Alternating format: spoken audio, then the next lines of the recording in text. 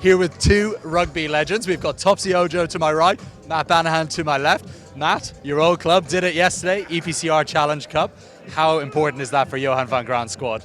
I think they've had such a successful year so far. They want to pick up trophies and get the ball rolling to be over the next few years. But speaking to them after the game, they're really enjoying it. They're going to realise that it's a massive part of their plan, but they want the championship, they want the premiership.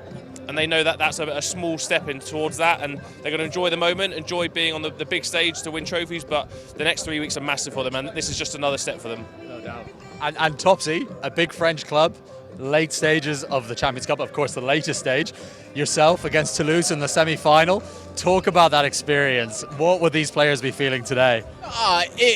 It'd be the best day of their lives ahead of them. You know, you work all season to get to this point, and yes, there'll be a lot of nerves. You know, it's the first time Bordeaux have been to the final, but what an opportunity. This is kind of now where you want to step up and play your best game because the prize is 80 minutes away. So not the time to be nervous, the time to go out and earn your prize, but it's the same for Northampton sitting across from them. You know, they've had an incredible run in this competition. They have won it before, but they'd love to do it again. So it's set up really nicely for any neutrals watching at home. You're going to see two amazing teams, two great attacking teams going head to head, and yeah, looking forward to seeing who comes out on top. It's going to be good, it's going to be good. And then Matt, back to you. One player I'd love to chat to you, Tommy Freeman.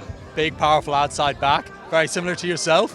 What have you made of Tommy coming up through his rise over the last couple of seasons? I think Tommy's a way better player than I was or ever will be. I actually really enjoy watching him play. He glides across the ground, and he's putting different strings to his bow every time he plays. He's got the ability to pop up in the centre now, and his skill set with ball to foot as well, little kicks through. He would fit a French-style team, and that's why I think they might struggle with him today, because the ability he has out-and-out raw pace, he's got size, he's got power, but he has little deft touches around the pitch. And I think when you look at Damien Penaud and Lou Biel on the opposite side, Freeman, that's going to be a great competition between those three today. Who stands out? No doubt. And then back to Topsy on this one. Of course, we obviously just touched on Bordeaux, new club in this. You were a one-club man yourself all the way through. For players who have kind of stayed with these sort of clubs, you know, if you go all the way through your career with one club, how much more does it mean to win for that club, if that makes sense, you know, in terms of you're so invested in the fabric of the club. We saw with a lot of the Bath players yesterday, you know, we had Dunn and Charlie Ewells, all of these guys who've been there. Just how much does it mean to win for that one club? Yeah, it's everything. It really is. You know, you, as a young player coming through, you dream of playing for your club and then going on to win with your club, but also with mates that you've grown up with as well. And like, this is the stuff you talk about as you're coming through the age groups, and actually when you talk about French teams as well and how passionate their home fans are, to do this for your city is another big thing. So yeah, for those homegrown players, you know, this is what they wanted their whole careers, but the job is still 80 minutes away as well. So it's like, right, we've got to this point, brilliant.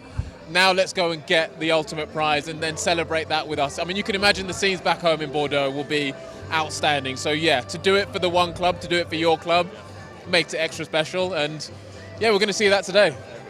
And gents, I'm just going to ask you both once on the Lions squad. Andy Farrell's named his squad. We've got an incredible leader in Maro Itoje, who's taken to the England captaincy with ease, I would say. Firstly, how do you guys think Maro's going to handle the pressure of being a Lions captain, and what do you make of Andy Farrell's squad? So I'll start with Matt on this one and then come back to Topsy. Yeah, no, I think the squad's as strong as he can pick. It's far from, a lot of these boys are shoe-ins from how they've performed at club and country over the last few years. I think Maro's shown that he's not a novice on the Lions ship, he's not novice at captaining sides, and I think he's going to have a great tournament, and it's exciting what they can achieve. And we know that between now and the tournament there's going to be changes because people get injured and other people have got to come in, but the people who are still waiting on the sidelines are going to be just as good as the ones coming in, and that's what's exciting about it. And Topsy, over to you. Maro and the squad, what are your thoughts? I mean, firstly, Maro's the outstanding choice. I think if you look at his trajectory just this season alone, club captaincy, England captaincy, and now the Lions, it's the perfect time, you know, and actually the way he's captained lends itself quite nicely to the Lions in terms of his manner, in terms of how he engages with the audience, with the media.